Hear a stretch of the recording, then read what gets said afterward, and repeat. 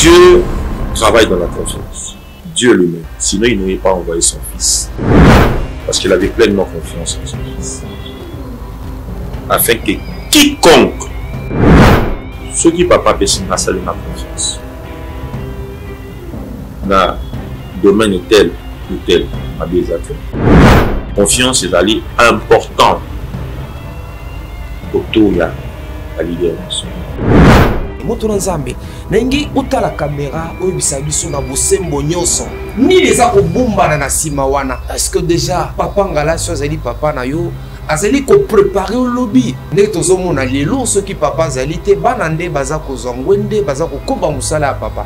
Il est bon pour un père de préparer ses enfants, ses fils. Il a malamu mingi pona moboti nyoso. Il est bon pour un père de préparer ses enfants, ses fils. Papa m'a retrouvé ça sans préparer. Chaque père ou tout père, ce comme on bana, parce que l'andaniser là, oyer à tracer quelle joie. Et là, ma lame on a mon beau tignos. Je suis dans la joie de servir le Dieu de mon père. Tout ce qui s'est dit autour ya bana ba pasteur. D'abord lecture na yozanine pour na bana ba pasteur et puis na zongeli. Maître du Mingalasi. Le berger, Moussa Nzambe pour Yembara Moko avec beaucoup de responsabilités. On va payer sur le lot dans la louange. Laissez-moi vous le dire. Qu'est-ce qui se cache? Il y a quoi au juste? Libota Rankola Sosola. Ah, Max. Est-ce que vous avez confiance? Est-ce que vous décevez encore l'autre? Vous décevez papa qui vous sali là? Vous appelez nous. Vous êtes jeune, hein? Ceux qui papa peut s'y passer ma confiance. Dans le domaine tel ou tel, à désaccord. Laissons le temps, chaque chose à son temps. Vraiment, j'ai béni Dieu parce que Nassali est fort mine, dans le handicap moko, nous avons poussé la colère.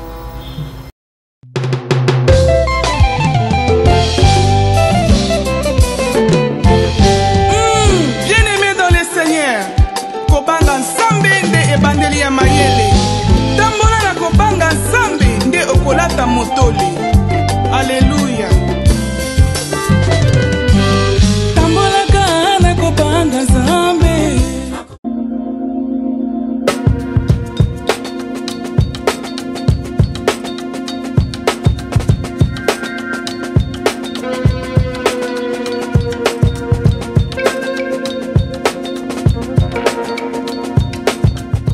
Troubles du système immunitaire, chute de tension, maux de tête, fatigue, perte de poids, frigidité et diarrhée.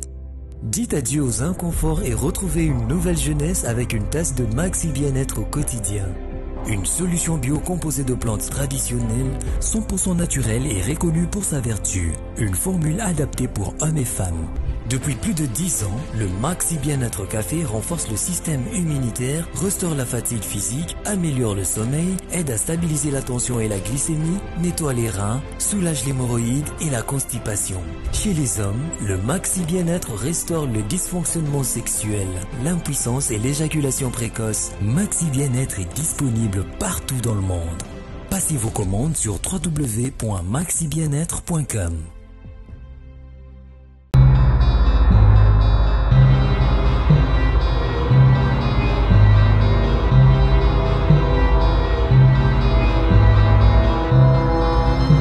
Topesi bino mbote bozali baike bozali kolanda biso mokili mobimba tope molongo mobimba baike bosengaki biso bipai na bipai bobengaki biso bi frère Max. Est-ce que zali possible oyambela biso mosali na Nzambe maître Jimmy Ngalasi libota na nkolo ayebani mingi na mokili mobimba lokola avocat ya mayele ya bwanya o azali na ngolu soko sambi en tout cas sengeli ya longa azali acteur politique azali lisusu administratif ya groupe 24 oyo télé 50 ezali na kati pe masanga misusu ezali na kati yende toki komona pona to meka ko solola na ye pamba te posa na bino ezali ete boyeba akoma mosala na Nzambe ndenge nini Nzambe yebisaki ndenge nini nyonso bokoyeba yango na masolo na biso. Maître Jimmy Ngalasi na pesi mbote kwamba biso nesika na mosala bayimboka bana nzambe ya bipai na bipai bazolanda yo tolingo pesa bango mbote. Mbote peuple de Dieu, mbote peuple congolais, mbote bato nyonso ba recevoir gratuitement paiement ya bomo yo nzambe apesi bango mbote na ba téléspectateurs oyo bolanda biso na ngomba. Ya solo ndenge nauti koloba ebandeli ya lisolo oyebani na Kinshasa na Congo mobimba na libanda mboka lokola moto ya mibeko babenga ko Maître Jimmy Ngalasi kasi tokomi kolanda yo na bitando nga moko pe na zwa ngolu ya koassiste na kit lokola berger na la louange ezali côté associement na kanisi na mone belé na batou bavandi bazali koyoka yo yebisa biso ezalaki ndenge nini? Merci beaucoup Ndeko Max. Je voudrais rappeler que Bible yebisi biso que tout ce qui respire loue le nom du Dieu des armées. La reconnaissance, il y a ba bienfait au Nzambe. Asalisi bateau yo pour la biso. Ils ont imposé biso na nzela ya kozongisela ye matondi. Kosalela Nzambe eza eloko oyo tobandi lelo te. Eza eloko oyo tobotami na kati na. C'est une précision que nous devons apporter quand même. On a botami na kati na. Avec une maman à l'époque qui était servante de Dieu dans Nzambe Malamu. Ma mère, donc maman Nanga Azaraki, elle fait partie, elle fut chauffeur. Yena maman était Djungande que de triste mémoire. Ba chauffeur ya papa Adina Bal. Et à chaque fois qu'elle allait répondre à une obligation vis-à-vis de papa né à Moulimo, na ba responsabilité avec na Nzambe Malamu abana ko changa na Mukongo. Ti biso pe na kati ya libota Nzambe ya kubenga ya biso papa na groupe de prière à l'époque groupe de prière la louange. Bien évidemment, dans la maison familiale, na Kitambo, avenue Kimboala, 11B. Et notre papa, qui est aujourd'hui au Nazali serviteur, parce que nous avons serviteur, il y a papa Abraham Ngalasi. Bateau batanga la Bible, va comprendre comme la Bible, nous n'allons pas je répète et je réitère mes propos, je suis serviteur de papa Abraham Ngalasi. Lokola, je suis serviteur de Moïse. Bateau batanga kama komi. Et ça différent na bateau bayaka na mangomba chaque dimanche. Je parle de bateau batanga kama komi, au batchaka kama komi en pratique, au ba comprendre kama komi. Nazali serviteur à papa Abraham Ngalasi. Nzambe akobi na biso alolenge wana. Et depuis, n'est-ce pas, âge nanga ya kibomwana, je ne faisais que louer le Seigneur. Namabe, namalam, je demeurais dans le champ. Dieu m'a accepté comme ça. Et il m'a façonné comme ça. Et j'accepte la pensée de Dieu sur ma vie dans ce sens. Ningazomi mangai a continué comme mon abonné. L'âge à 3 ans. Nazali, tant que poussé les mamouké, a commis responsable, to pianiste, Yayambo. kati ya Ecodim. Et puis ngai malheureusement heureusement pour nga nazalaki mutu nazalaki utiliser kaka na Ecodim. Ce qui fait que bana musu bakoti kaka na Ecodim, mais papa ngala sa kozela ngai na kota na kobeta pe sente na to bengaka esika ba kolo bazali. C'est ainsi que j'ai évolué dans cette église, dans l'appel de Dieu. Nasali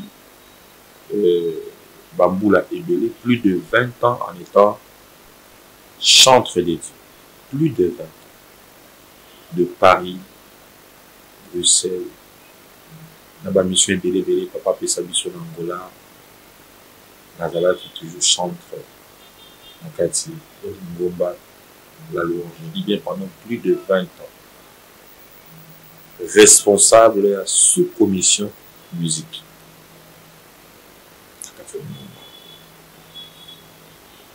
De travailler mingi dans le cadre social parce que au-delà d'être chantre de l'Éternel, je me plais dans la déco. C'est cela même la mission fondamentale du Christ. Venez à moi, vous tous qui êtes fatigués, chargés, afin que nous puissions nous répondre. Et c'est aussi bien évidemment le socle de la vision de l'Église à louange, qui est assise, n'est-ce pas, sur la prise en charge des âmes fatiguées. Vision Nzamba Pesa, papa n'a pu sur Abraham, à la sécurité agré, ils allaient au peut-être amo et mazali fatigué. Et celui qui est moi sima avant toko ma église, na ok rapidement dans la question dans le peuple de Dieu à travers le monde baïba papa ngalasi nasima ba enseignement moko très profond dans écouter ça axé sur les cris silencieux et le phénomène Marie et femme de nuit. Ceux qui toquent dans l'ambo cri silencieux, moto ya koyo kaba cri silencieux. Ezaka moto mo. Eza moto akendaka ti na profondeur pour ko bimisa. Moto yo azana kati ya ba souffrance na miniro na bokangemi. Et si ka wazali ko pousser baki wana silencieux munguna ko koluka.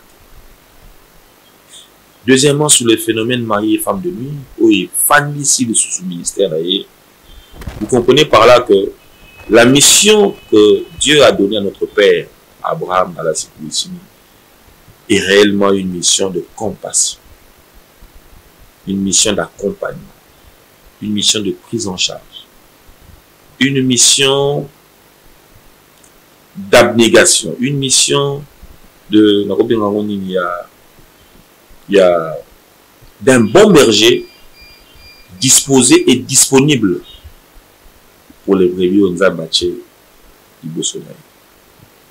Et nous, en tant que membres de non seulement la famille ecclésiastique ou spirituelle, mais aussi la famille biologique, nous référons à la pensée de Dieu dans Josué 24, sur la 15e verset, partie C. La Bible nous dit, moi et ma maison, nous servirons.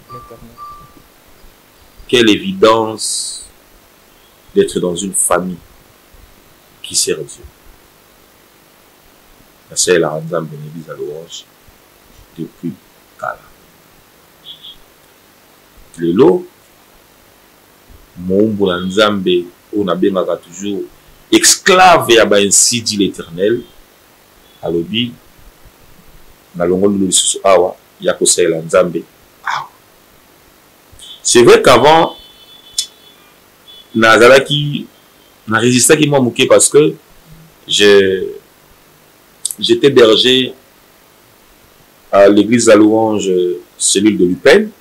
Je fus berger à l'UPEN et responsable pasteur titulaire, puisque l'église à louange, tout le pasteur responsable était, pasteur responsable à la moko. Bah, on y a ce roman par-ci par-là, bah, pasteur titulaire à la cellule. Pasteur titulaire à la cellule, c'est ma mère. Alors, on a qui vont motoboyer, c'est toujours bien, c'est agréable d'être aux côtés de sa maman. Voilà. Et quand mon père me dit, le roi Awa, Yaka Awa, Yemoko, Oyo, Nzambapé sa vision, esclave de l'Institut de l'Éternel, un homme, je pourrais dire, Moto Azali, très correct na likambo yo tobengi bosale tukosala nzambe alobini kama ndingona soit monsieur Zate vous êtes obligé Hollanda na botosi nyonso malgré vents et marées oyo papa na yo derrière bosali to se retrouver na église la louange cellule de la Gombe en tant que berger superviseur avec comme pasteur, toujours notre papa, Abraham Galassi Bangia, collège de bergers, et j'en suis le responsable par la grâce de Dieu. Ok. Temi pour Nabino, Libota Nankolo, maître Jimmy Galassi, aux alliés berger, il y a Église de la Louange, eux ont mis bongo na Sosimat, il y a qui est important aussi qu'il y ait à l'Oba, pour vos sosola. Ni o nzamba tia kati na epeta nkola benga ki ya epsekeni moto na nzambe nengi utala kamera oyo bisa biso na bosembo nyonso ni leza ko bomba na sima wana est-ce que déjà papa ngala so azali papa na yo azali ko préparer au lobby ne tozo mona lelo so ki papa azali te bana nde baza ko zongwende baza ko koba musala ya papa bon. Il est bon pour un père de préparer ses enfants, ses fils. Les hommes on a moboti nyoso à préparer banana. Mais dans les cas sous examen, nous parlons ici des enfants spirituels. Parce que premier né, les alarats dans la famille biologique. Le premier né, on peut le trouver même dans la famille professionnelle, ainsi que dans la famille spirituelle. Il est tout à fait judicieux, normal pour un père, un patriarche comme notre papa Abraham Galassi, par la vision et les enseignements APC, à préparer pour Yaïban. Et sur le plan familial, que sur le plan spirituel et ecclésiastique. Papa Moro Taogo Salamoussala Sanga préparer Banana. De deux. Chaque père ou tout père, c'est comme Monibana, Bazolanda Nzela, Oye à tracer. Mais quelle joie! C'est une joie. Je suis dans la joie de servir le Dieu de mon père.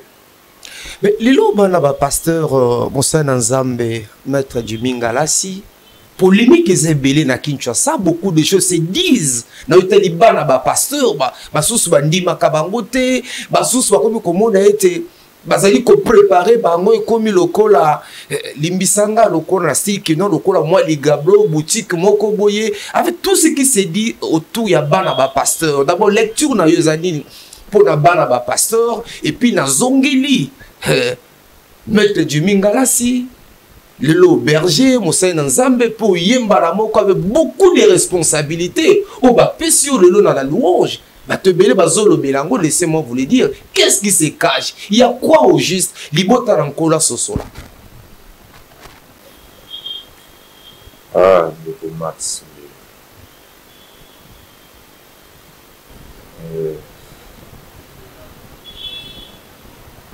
On a répété encore une fois de plus. Que tant aux Olobali Kambali Diablo, oui, il y a de ceux qui, par manque de courage, par manque de vision, par manque de foi, au vu de la conjoncture, bah, mi pesa dans l'église, bah, comme si l'église de la Ligablo va vivre un amour, tout ça. Ce n'est pas malheureusement l'éducation que j'ai reçue de mon père par rapport à ça. Ah, au quotidien, dans le bureau, l'un de mes bureaux, non, ça moussa.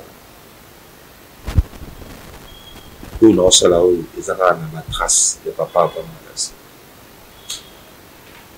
Médecin de formation. Toute sa vie à Salamoussala qui monga dans l'hôpital à Sekon. Papa ngala satikala ko sala ko vivre na sima mbongo bandimité. Bien au contraire, il dépensait de son argent pour l'œuvre de Dieu, dans la pensée où il dit l'évangélisation est payante. À Kosomba Mbunda, à Sombi ceci, à Sombi Mapa, à Sombi T, Tokei pour évangéliser.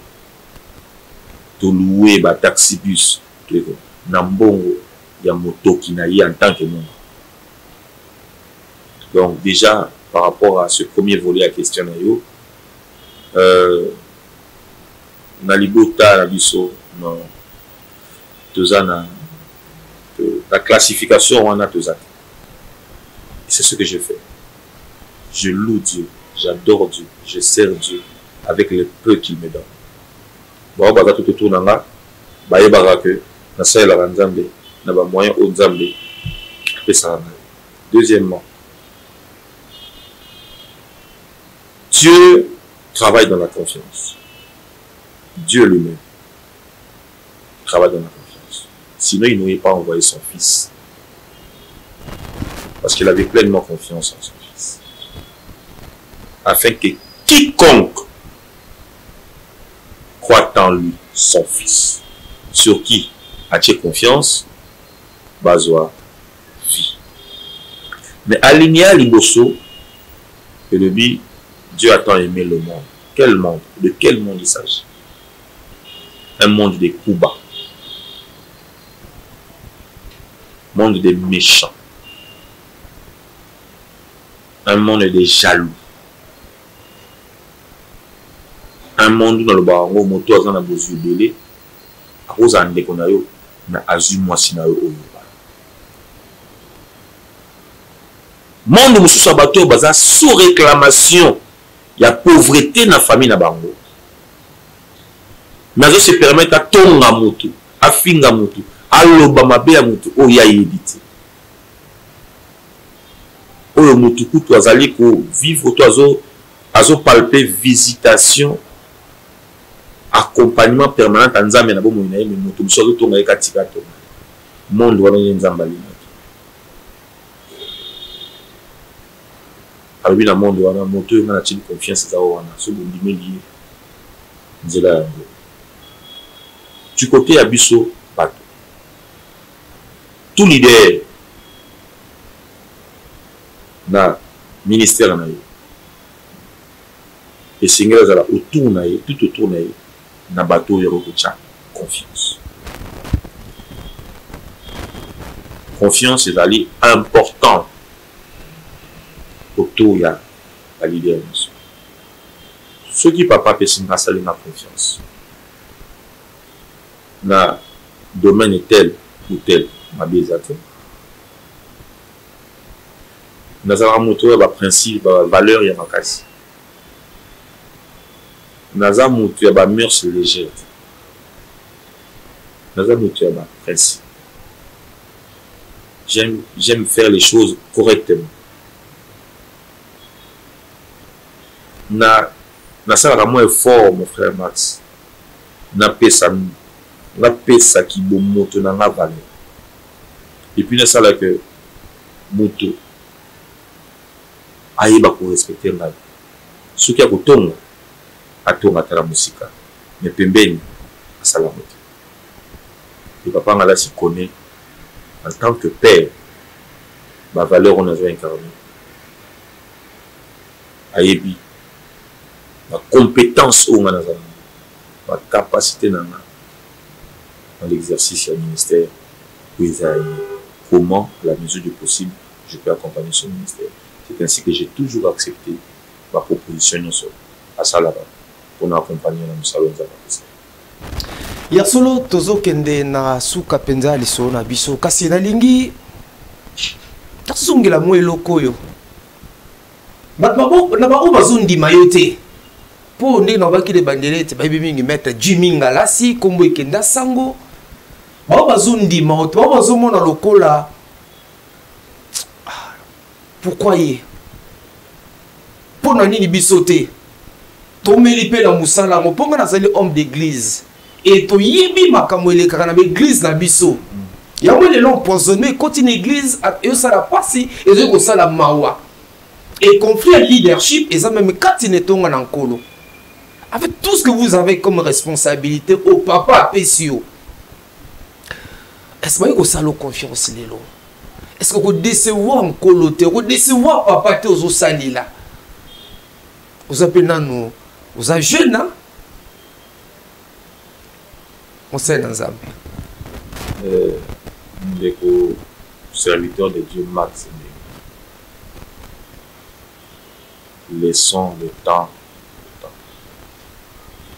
Chaque chose a son temps. Nous avons une parfaite.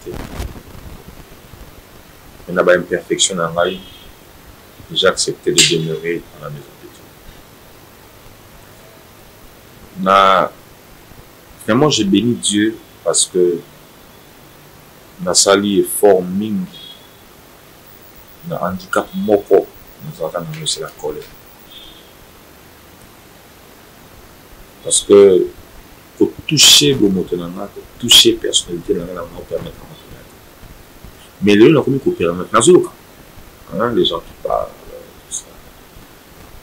Bien au contraire. Non, pas du tout. Je ne peux pas, non. Moi, Kanda Moko. Règlement des comptes. D'ailleurs, mon père m'a dit tu as grandi.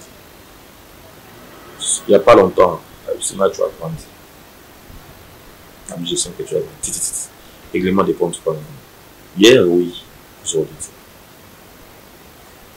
Na Mokili, nous avons dans Zambie. J'aime un nom de Dieu, Wayemba.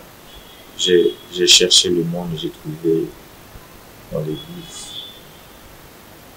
Nous avons ce fardeau d'aider justement cette personne malade à changer. La conversion, elle est possible. Elle n'est pas impossible. Bazabélé, critiquer. Récemment, ici, garde du corps Nomba, à Otatiko, il a même menacé un frère de l'église. Il n'y a pas qui a joué n'importe quoi. Quand il commune matou il a suspendu. On suspendait qui est ma casse, n'a pas laissé dans la je ne peux pas faire ça. Il faut être résilient. Ndima to finalement parce que nous avons moi on a moko à finalement. À Bekamaki. Humiliation oye soazwa. Dans limite que naza attend à moi portion mukia oye à subir. Mais ce qui est bon, c'est d'être calme et laisser Dieu combattre à ta place. Donc, nazo découragé. Et c'est facile que vous avez acteur politique, que vous avez Moutamibe Koloko la Yoboye, et puis que vous avez Moussé Nanzambe. C'est facile? C'est incompatible. Mais bien c'est facile. C'est incompatible. J'ai le temps pour servir Dieu. J'ai le temps pour mon travail. C'est la question à quoi aménager l'agenda et pour avancer. J'ai une passion pour la politique. Je fais la politique. Et ça est incompatible. La politique est ça d'ailleurs pour la bande. Parce que un pays ou un État qui se veut émergent doit avoir, n'est-ce pas, des hommes politiques qui incarnent des valeurs chrétiennes. Mais Congo émerge. C'est pour dire tout simplement que la vraie politique se fait par les chrétiens. C'est une incompatibilité. Mais je reviens en disant que Ngaï, personnellement, ma critique, et que nous copions ça un peu de force. Je fais ça de force, l'injure, la critique, la prétention, la supputation. N'a pas de soucis, oh, non, nous sommes là, mais ils prennent le temps. Ils allaient bander l'église. Même dans la Lingomba. Je comprends, j'encaisse, j'avance avec Dieu. Vous avancez avec Dieu, Tomoni, la louange aussi mat dans peu de temps, depuis Ozokamba. Bateau, l'activité, Zogi Makasi, Batou Bakoya, Meke, Batou Tamem Musika, il y a de bus, Ozoke Nozoa, Kozongi Sabatou, on voit engagement, nayo, dévouement, nayo, bravo, nayo, zèle, nayo, dans l'œuvre de l'Éternel. Et nous tenons vraiment à vous féliciter. Et un mot par rapport à Etongo Zaliko Kamba, à la louange, non, on va vers les fidèles. Si même il faut que tu aies train, pour adorer Nzambe,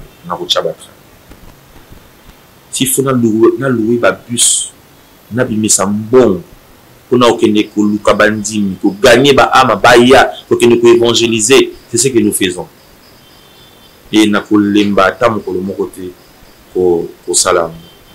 j'encourage d'ailleurs tous les responsables, tous les pasteurs, les bergers, à bénéficier de la confiance. Il y a notre papa Abraham Galassi, Bassala autant, chacun doit être l'éclat du ministère de son père et Sikawa. Et j'ai toujours dit, j'ai l'obligation de résoudre. Je ferai rayonner l'œuvre de mon père, Papa Abraham, à l'église, la louange Gombe. Vouloir ou pas, ata mungu na telemi, à quoi empêcher na faire rayonner. Nano na bandi kunza musalati, na robanda musala, tout ça la confiance dans Nzambe. On tourne sous le loi pendant moquette aussi ces missions. Nazomo na la prophétité. Est-ce que vous allez je suis? Il y a pasteur Abraham Ngalas. C'est Nazara la serviteur. Ah, je souhaitais. Hein? Nazara la serviteur. Je répète encore que chacun où il a bénéficié de la confiance. Il y a papa Abraham Ngalas a fait rayonner Moussala. To et loko Nzamba Chanakacha, papa Abraham et Sikazani, un vrai fils, c'est celui qui est le fruit, la reproduction de son père. Donc comme la souka ya liso na biso mokona lelo, ezaki sengo vraiment ya koyamba pona bino pona biso, Maître Jimmy Ngalassi, ozali Moussa Nzambe, berger d'église la louange, oya Sosimat, sincèrement libota na nkolo ezali sengo. Kotala esika Nzambe auti na mosali na ye et esengeza l'interpellation pour la bana ya bassin na Nzambe mingi mbala mingi to finga ka toloba koto ekoloba mais tango mona mosali na Nzambe azali kosalela Nzambe esenge to encourager bango to bondela pona bango pamba te ezali esengo mingi na kalisi moko kati na bango yoyo malgré ba responsabilité na ye azali avocat azali na cabinet na ye moko to koutie nesika mosala azali acteur politique azali administratif na groupe Congo 24 oyo télé 50 pe masanga masusu azali kati atako bongo akokoba kosaila Nzambe tikete Nzambe apambola mosala na ye to bondela pona ye qui sait peut-être Josué a pasteur Abraham ezali to pe satango na tango Nzambe yebi. Merci une équipe technique, mais aussi ces missions na biso na losambo ya moto na Nzambe, tous appelés pamboli na ye. To bonde na moto na Nzambe. Que Dieu bénisse le moment que nous avons passé ensemble. Puisse Dieu bénir ceux ou celles qui nous ont suivis.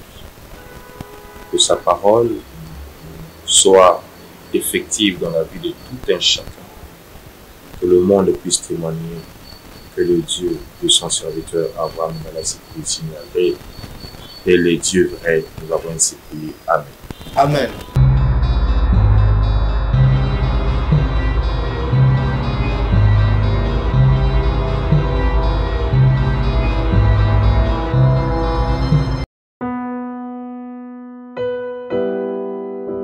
Bien-aimés dans le Seigneur, shalom. À vous qui ont un grand cœur. Bino bao mitema nzamba pesa bino mitema malamu. Mitema kosunga. Fondation Alendele na orphelinat Christ Rédempteur bana posa na bino. Bana posa lisungi na bino. Bano baboti bakenda. Bano bazala moya kotanga te. Bato bana besoin lisungi. Bino bato wala mitema malamu. To na posa ya lisungi na bino na orphelinat Christ Rédempteur la Katia Fondation Alendele. Kanise loko. Eza yondolo bakie. Ozanzambe ya bana bitike. Yo mokolo bakie. Osungaka basi bakufela mibali. Pona nini pasi ya boye onzambe. Ils ont besoin de vous, de votre pain, de votre bouteille d'eau, de votre soutien. Et ça serait une bénédiction pour vous et pour votre famille. Que Dieu vous bénisse. Merci Banakin, Bana monde entier. Merci bien-être. Sougala café, logo, na mêlé logo, mais le logo est amabé. Il y a bien pour la panne technique, mais quand ça les langues on a n'enga mabé, ça les langues pour la maman. La célibataire to lingi binoate. So maga boma mukolo bala. Pourtant mzo ba produire en soute. Merci bien-être yango yo. Lukango benga ndekonanga Alendele yé mutu ayebi esika ko fournir yo autant que tu veux $35 et belé na kati. Sobo melika moko de joga bien. Mais hémorroïdes banini tout ça. Bilialia, vanda musala banini et réparer yo système ya break et réparer yo pe fonctionnement ya break de break donc et pe son fonctionnement ya bien. To comme ba congolais toujours gagner ba match. Aux ba défaite, pas technique en plein match, c'est pas bon. Zongela et loko. Ngala c'est éviter de dire surtout ba pasteur, boningo mela boyawa. Bobenga pena Alendele na numéro na ye pour bobenga pour bozo loko. C'est important. Traitement poison anti-poison yango yo. Ne ba mususu meli yango avant kende obima. O melango. Ça a des jours ata bateli loko. Moi cuire mon corps c'est bon. Oyope anti-poison. Donc ce ko ata ezala kati et longolango. Alendele mikolo somme. N'habité mindele yango ba pese biloko ba udia. Po biloko yango bendeza ya solo mikolo ba tchaka poison à toi famille te à toi problème na mututé jalousie car do ba produit yango na anti-poison oyope anti-poison. Donc benga Alendele à partir na ye ayibindeni oya ozwango. Nzambe na nga pambola bino mi batela mboke komi biete bato bakomi na jalousie oyo tozo comprendre desute bana mike bazo kufa mikolo bazo kufa baotiana bana bébé ba poisson. Donc toujours zala nanti na ndenga na nga na ndako c'est bon. Que Dieu vous bénisse.